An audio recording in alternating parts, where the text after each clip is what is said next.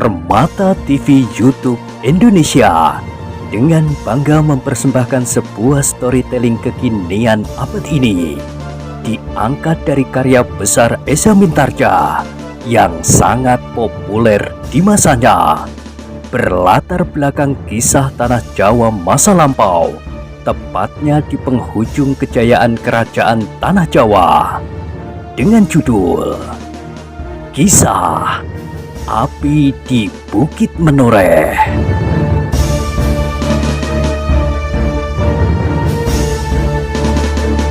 Pada kesempatan yang sangat baik ini, kita masuk pada episode yang ke-291.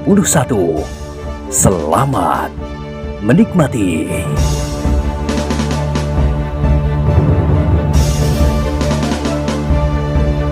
Pada episode sebelumnya telah diceritakan, demikianlah setiap pihak mempunyai persoalannya sendiri-sendiri. Kitambak wedi dengan persiapannya untuk merebut pemusatan pasukan Argopati. Gembala tua dengan dua orang muridnya yang menghitung-hitung waktu kapan mereka harus mulai turun di medan terbuka. Sedang Ki Argopati masih sibuk dengan luka-lukanya, meskipun ia sama sekali tidak mengabaikan pertahanannya. Namun di samping pihak-pihak itu, tanpa diketahui oleh mereka, seorang anak muda bersama dua orang lain telah memasuki telatah Menoreh dengan diam-diam. Dengan ragu-ragu, mereka berjalan melalui desa-desa kecil dan padukuhan yang agak besar di daerah tanah perdikan Menoreh. Namun suasananya telah membuat mereka menjadi ragu-ragu. Desa demi desa yang telah mereka lalui membayangkan suasana yang suram. Kecemasan dan ketakutan mewarnai kehidupan penghuni-penghuninya, sehingga sangat sulit bagi mereka untuk mendapatkan keterangan tentang tanah perdikan yang besar ini. "Paman," berkata anak muda itu, "aku tidak mengerti kenapa suasana daerah ini menjadi sangat asing." Kedua pengikutnya mengangguk-anggukkan kepalanya. "Iya, Ngger," jawab salah seorang dari mereka. "Aku bercuriga. Agaknya kedatangan Kitambak wedi, Sidanti dan Argojoyo ke tanah ini telah membuat suasana menjadi tegang. Apakah tanah perdikan ini sedang mengadakan persiapan untuk suatu tindakan balasan terhadap Pajang?" Anak muda itu menarik nafas dalam-dalam, kemudian katanya, "Kita akan terjerumus ke dalam suatu pusaran yang tidak menentu. Apabila benar Argopati akan membela anaknya dan berhadapan dengan Pajang, maka kita akan berdiri di atas persimpangan jalan yang sulit. Kita tidak akan dapat berpihak kepada Pajang, tetapi juga tidak kepada Menoreh." Kedua pengikutnya itu mengangguk-anggukkan kepalanya. "Tetapi aku ingin bertemu lebih dahulu dengan Kiai Gringsing dan kedua muridnya itu. Apakah Angger pasti bahwa mereka ada di sini?" "Hampir pasti." Kedua pengikutnya mengangguk-anggukkan kepalanya. Lalu salah seorang dari mereka berkata, "Tetapi kemana kita harus mencari mereka di tanah seluas ini?" "Aku ingin tahu, apakah yang sudah terjadi di atas tanah ini?" "Iya, seharusnya kita tahu di mana kita berada dan dalam keadaan bagaimana." Anak muda itu tidak menjawab, namun kemudian mereka pun meneruskan perjalanan mereka dan berusaha mendengar apa yang telah terjadi. Betapapun sulitnya, namun akhirnya mereka mengetahui apakah yang sebenarnya terjadi di atas tanah perdikan ini, bahwa anak laki-laki Ki Argopati telah melawan ayahnya sendiri. "Hampir tidak masuk akal," desis anak muda itu. "Agaknya Argopati begitu setianya terhadap Pajang, sehingga ia bersedia mengorbankan anak laki-lakinya sendiri." Kedua pengikutnya tidak menjawab, tetapi mereka mengangguk-anggukkan kepalanya. Aku tidak mengerti, apakah yang telah mendorong Argopati untuk mengambil sikap itu?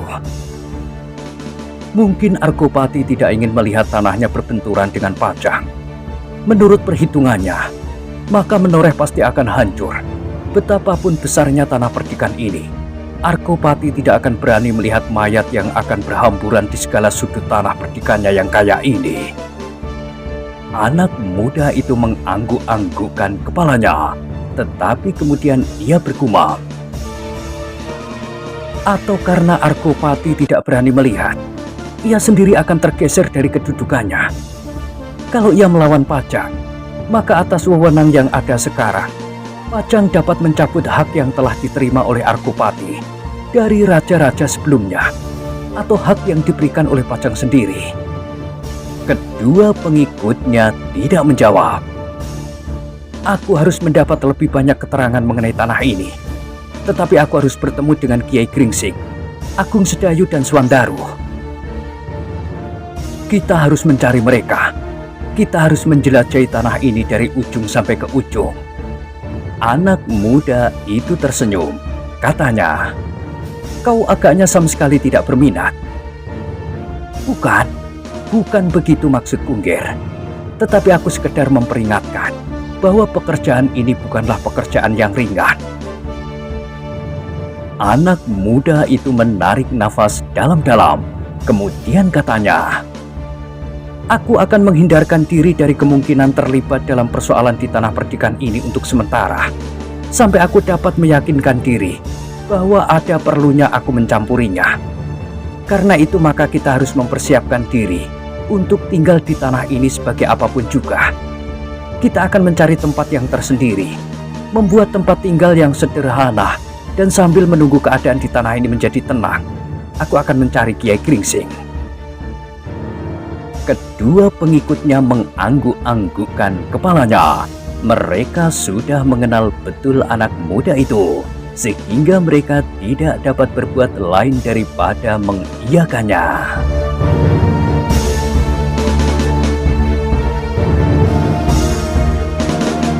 Dengan demikian, maka ketiganya pun segera mencari tempat yang baik untuk membuat gubuk, sekedar melindungkan diri dari panas dan embun itu. Namun mereka juga tidak mau tinggal di tempat yang terlalu dekat dengan Patisan yang dapat menumbuhkan banyak persoalan pada diri mereka. Mereka lebih senang tinggal di pinggir hutan yang tidak terlampau lebat. Mereka sadar bahwa setiap saat seekor binatang yang buas akan lewat di dekat gubuk mereka. Tetapi mereka, apalagi bersama-sama, seorang demi seorang pun sama sekali tidak akan gentar. Mereka dengan senjata masing-masing akan dapat melawan harimau atau jenis binatang yang lain. Sedang seandainya ada sekawanan anjing hutan yang berjumlah ratusan, sehingga mereka tidak akan mampu mengusirnya, maka mereka akan dapat memanjat batang-batang pohon dengan tangkasnya. Dari tempat itulah mereka akan mencari seseorang yang mereka sebut bernama Kiai Gringsing, Agung Sedayu, dan Swandaru Geni, yang menurut pendengaran mereka berada di telatah Menoreh.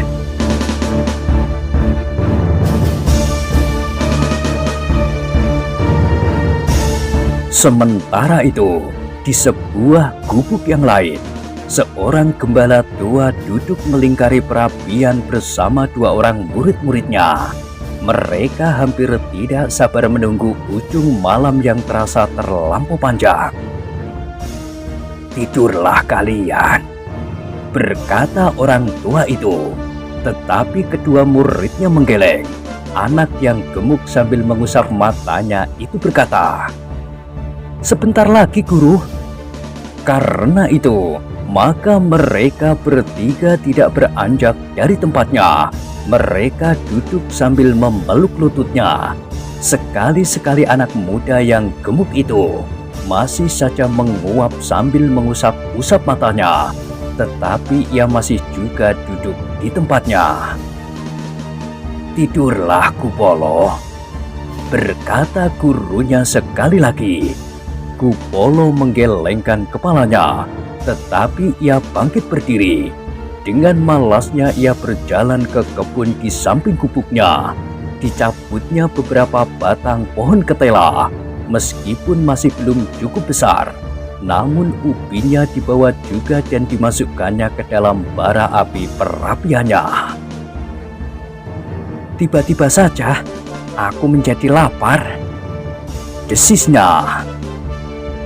Anak muda yang seorang lagi menggeleng-gelengkan kepalanya sambil berkata, "Kau masih juga sempat merasakan lapar?" Kupolo tidak menyahut, namun tangannya sibuk dengan menimbuni ubinya dengan abu yang panas. Dengan demikian maka mereka pun terlempar dalam kesenyapan. Gupito duduk diam sambil memandangi api yang masih menyala di beberapa bagian. Kemudian dipandanginya abu yang teronggok di atas bara, tempat timbunan ubi Kupolo. Namun kedua anak-anak muda itu terkejut ketika mereka melihat guru mereka memiringkan kepalanya, kemudian menundukkan wajahnya. Tetapi dengan demikian kedua muridnya mengerti bahwa gurunya sedang memperhatikan sesuatu. Kedua anak-anak muda itu pun kemudian memusatkan pendengaran mereka seperti yang dilakukan oleh gurunya. Dan sebenarnya lah, mereka mendengar desir langkah kaki semakin lama semakin mendekat. Dengan isyarat gurunya memberitahukan kepada kedua muridnya supaya bersiaga. Mungkin mereka akan menghadapi kemungkinan yang tidak terduga-duga sebelumnya.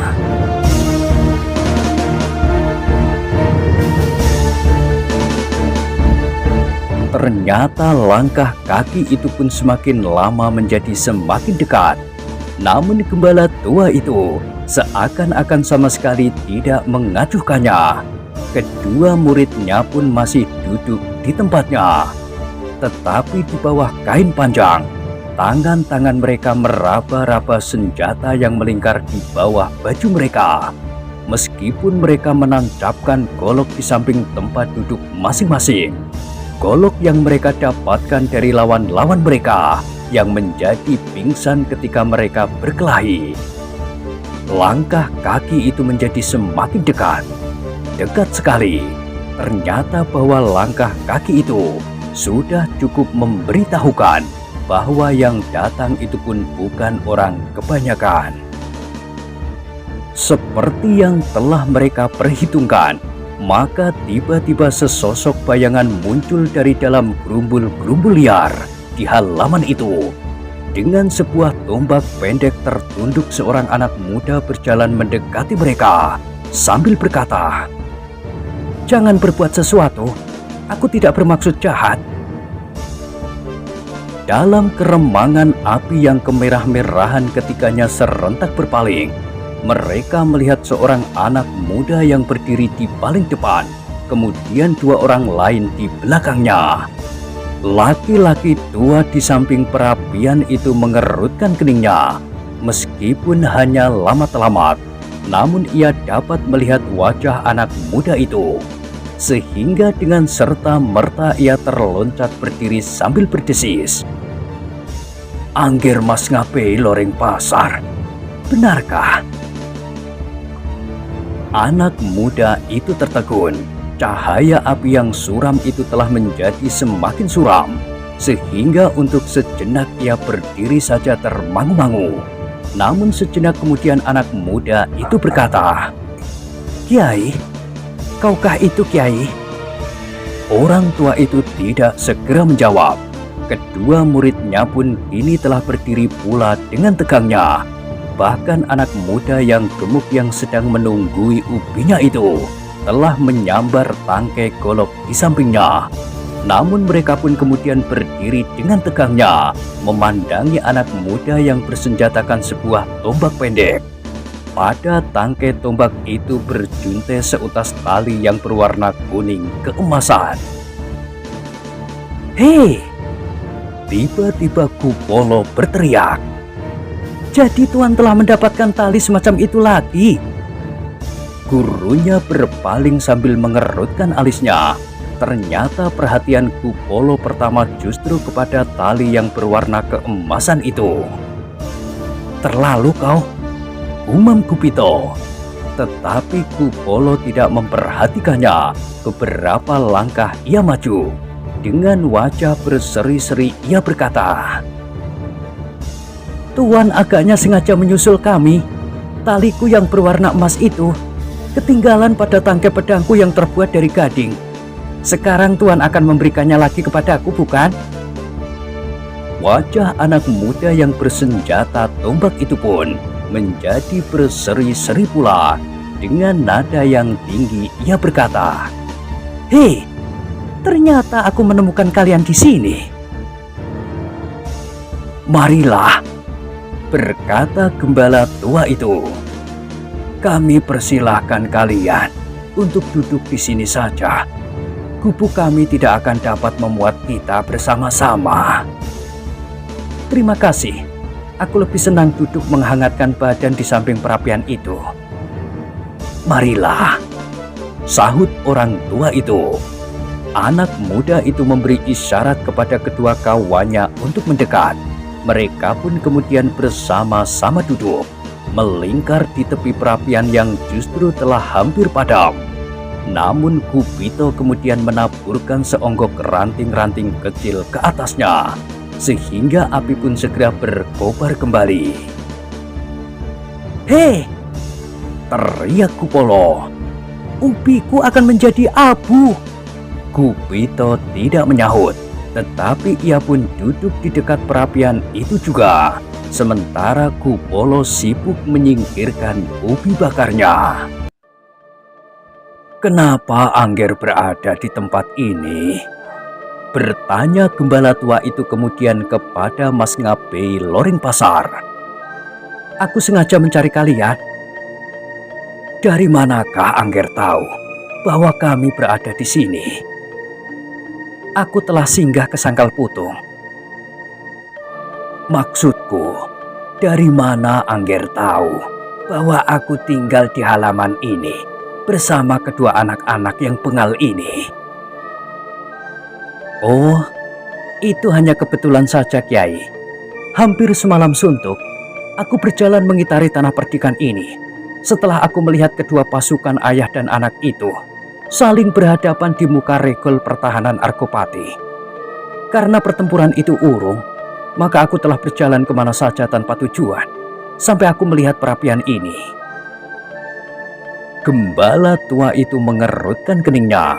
Sesaat dipandanginya wajah kawan-kawan Mas Ngabei Loring Pasar.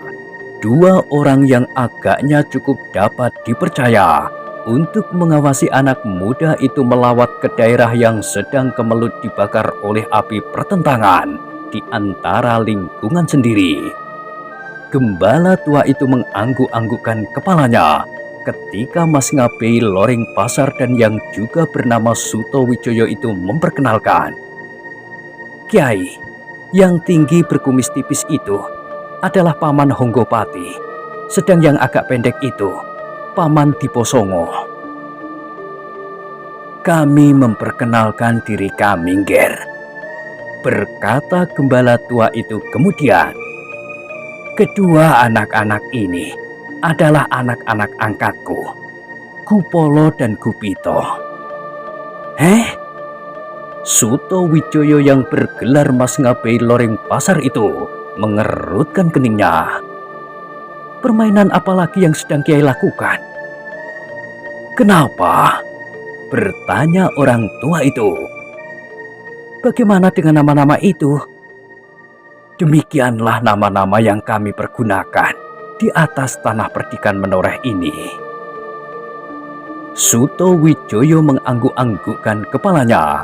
Sambil tersenyum ia berkata, jadi Kiai mengajari murid Kiai berdua ini untuk bermain sembunyi-sembunyian seperti yang sering Kiai lakukan sendiri. Gembala tua itu berdesah pula, namun kemudian ia tersenyum sambil menunjuk ke arah kandang di samping gubuknya. Kami adalah peternak yang miskin, atau lebih tepatnya, kami adalah gembala-gembala kambing itu. Ya, ya, aku percaya. Suatu ketika Kiai adalah seorang gembala, lain kali seorang dukun, dan kemudian seorang senopati di peperangan. Lalu apalagi di hari-hari mendatang, Kiai? Gembala tua itu tertawa, bahkan kedua muridnya pun tertawa pula. Apalagi ketika mereka mendengar Sutowijoyo berkata, agaknya kedua murid-murid Kiai itu pun berbakat. Tuan juga? Tiba-tiba Kupolo menyahut, siapakah yang pernah mempergunakan nama Sutojiyo di Prambanan?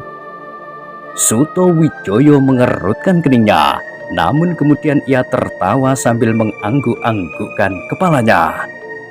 Kalian masih ingat? Bertanya Sutowijoyo. Argojoyo ada di sini, sahut Kupito, dan ia berpihak kepada Sidanti. Aku sudah mendengar, jawab Sutowijoyo. Peristiwa di tanah ini telah membuat aku menjadi agak bingung. Karena itu aku mencari Kiai yang menurut pendengaranku berada di Menoreh pula. Agaknya Kiai telah berada di sini lebih lama daripadaku, sehingga Kiai akan dapat memberikan lebih banyak petunjuk kepadaku. Tidak terlampau banyak, Nger. Aku hanya tahu Argopati tidak dapat memenuhi keinginan anaknya untuk melawan Pajang. Agaknya Argojoyo yang sudah terlibat dalam persoalan Sidanti merasa terjepit. Namun akhirnya ia memutuskan untuk berpihak kepada Sidanti yang bersama-sama telah langsung menentang kekuasaan Pajang di Tambakwedi. Mereka sudah tidak dapat ingkar lagi, karena mereka dengan sengaja telah melawan Angger Untara sebagai seorang senopati dari Pajang. Ya, Kiai, aku sudah mendengar. Nah, begitulah menurut pendengaran kami apa yang terjadi di atas tanah perdikan ini. Sutowijoyo mengangguk-anggukkan kepalanya. Lalu apakah yang telah Kiai lakukan di sini? Yang menjawab adalah Kupolo. Menggembala kambing, berlari-lari untuk bersembunyi dan mengintip perselisihan ini dari kejauhan. Gurunya berdesah, tetapi kemudian mereka tersenyum bersama-sama. Iya, itulah yang telah kami kerjakan di sini, Nger. Sutowijoyo mengangguk-anggukkan kepalanya. Sejenak kemudian tampaklah keningnya berkerut-merut. Kemudian ia bertanya, apakah Kiai akan berpihak? Orang tua itu menarik nafas dalam-dalam. Ditatapnya wajah Sutowijoyo yang menjadi bersungguh-sungguh. Karena itu, orang tua itu pun menyadari bahwa Sutowijoyo benar-benar ingin tahu pendiriannya. Sehingga dengan demikian maka gembala tua itu pun menjawab, "Ya, Nger, kami sudah memutuskan untuk berpihak." Sutowijoyo mengangguk-anggukkan kepalanya. Aku sudah menduga kepada siapa Kiai akan berpihak. Memang tidak sukar untuk menebak. Kami juga tidak dapat melihat kekasaran dan ketamakan menguasai tanah ini. Lebih daripada itu, aku dapat mengerti pendirian Argopati. Itulah soalnya, Nger. Agaknya Argopati lebih sayang kepada jabatannya daripada anak laki-laki tunggalnya. Gembala tua itu mengerutkan keningnya. Maksud Angger? Menurut perhitungan wajar, apapun yang akan terjadi, Argopati pasti akan melindungi anak laki-lakinya dan adiknya. Tetapi Argopati berbuat sebaliknya. Justru ia bertempur melawan keduanya. Gembala tua itu mengangguk-anggukkan kepalanya. Ya, begitulah keadaannya.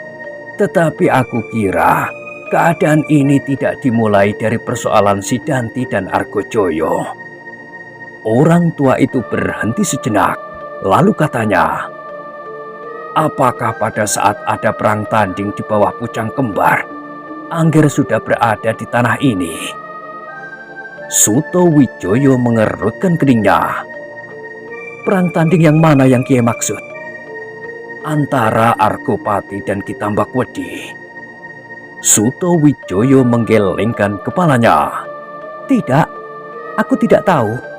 Memang mungkin aku belum ada di tanah ini.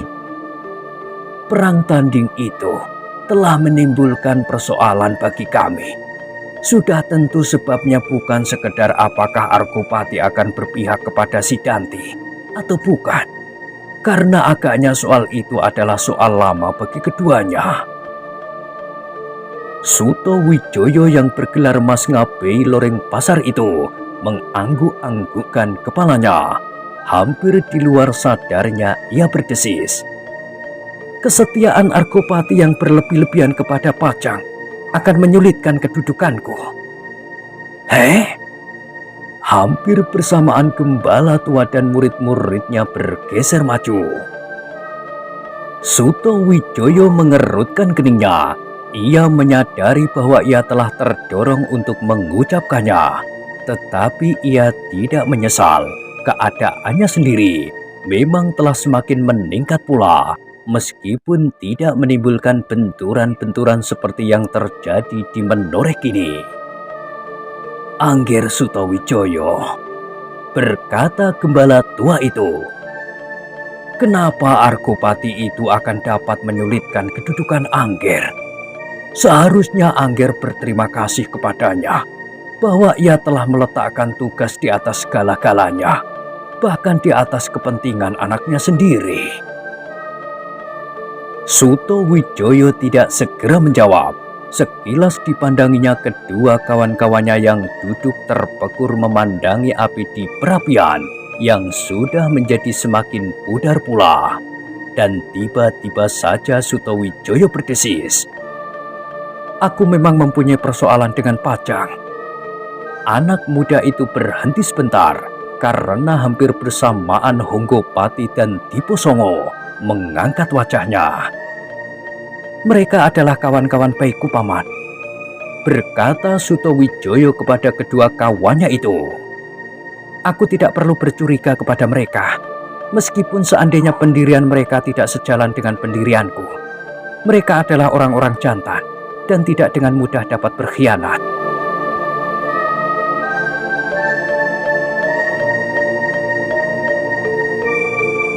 Gembala tua itu menarik nafas dalam-dalam. Sedang kedua muridnya pun saling berpandangan sejenak. Maaf, berkata Suto Wijoyo kemudian kepada ketiga guru dan murid itu. Demikianlah pendirianku, dan aku lebih senang berkata terus terang daripada menyimpannya di dalam dada. Itu suatu sikap yang terpuji, sahut gembala tua itu. Terima kasih, suatu kehormatan bagiku. Kiai ingin mendengar persoalanku. Gembala tua itu menarik nafas dalam-dalam. Tiba-tiba ia merasa canggung menghadapi Suto Wijoyo kali ini. Tidak seperti beberapa waktu yang lampau. Namun ia menjawab, apabila Angger tidak berkeberatan. Baiklah. Suto Wijoyo berhenti sejenak untuk mengamati kedua murid gembala tua itu. Lalu katanya, Ayahanda telah meninggalkan istana Pajang. Ketiganya terperanjat. Siapa yang Angger maksud? Bertanya gembala tua itu. Bukan Ayahanda Hadiwijoyo yang sekarang telah bergelar Sultan, tetapi Ayahanda Ki Gede Pemanahan. Tiba-tiba wajah gembala tua itu menjadi tegang.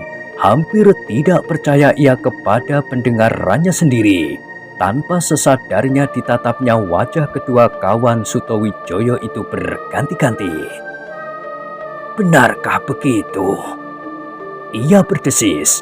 Berbareng keduanya mengangguk. Di mana sekarang Ayahanda Ki Gede Pemanahan? Bertanya gembala tua itu. Ayahanda telah kembali ke Selo setelah meletakkan semua jabatan istana. Aneh, Ger. Itu aneh sekali. Bagaimana mungkin hal itu dapat terjadi? Aku rasa-rasanya seperti orang bermimpi, atau aku berhadapan dengan orang lain. Tidak, Kiai. Kiai tidak bermimpi, dan Kiai benar-benar berhadapan dengan Sutowijoyo. Namun aku tidak tahu lagi, apakah gelarku sudah dicabut oleh Ayahanda Sultan Pajang, karena aku mengikuti ayah kembali ke Selo. Gembala tua itu tidak segera menyahut, tetapi wajahnya yang tegang menjadi semakin tegang. Sekali dipandanginya wajah-wajah muridnya, dan murid-muridnya itu pun terheran-heran pula mendengar keterangan Sutowijoyo.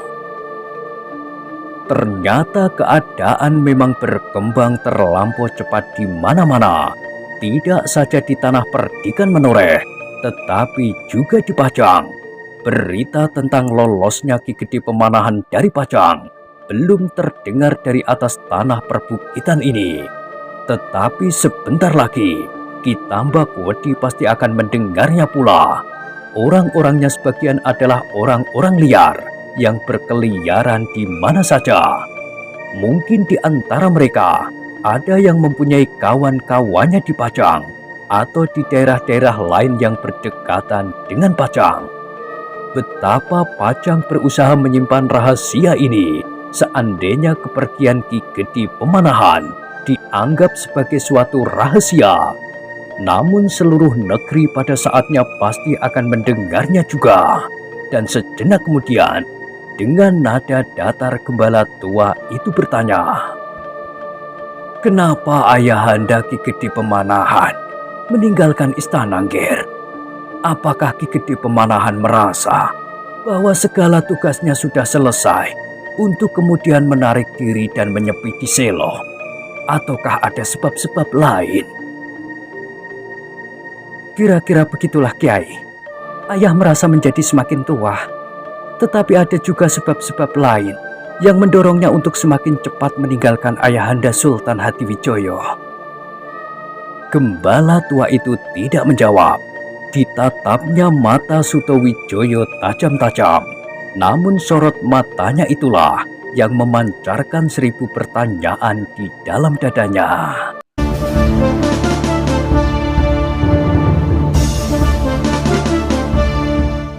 Nah, bagaimanakah kisah selanjutnya? Silahkan ikuti terus kisah Api di Bukit Menoreh pada episode berikutnya. Sampai jumpa.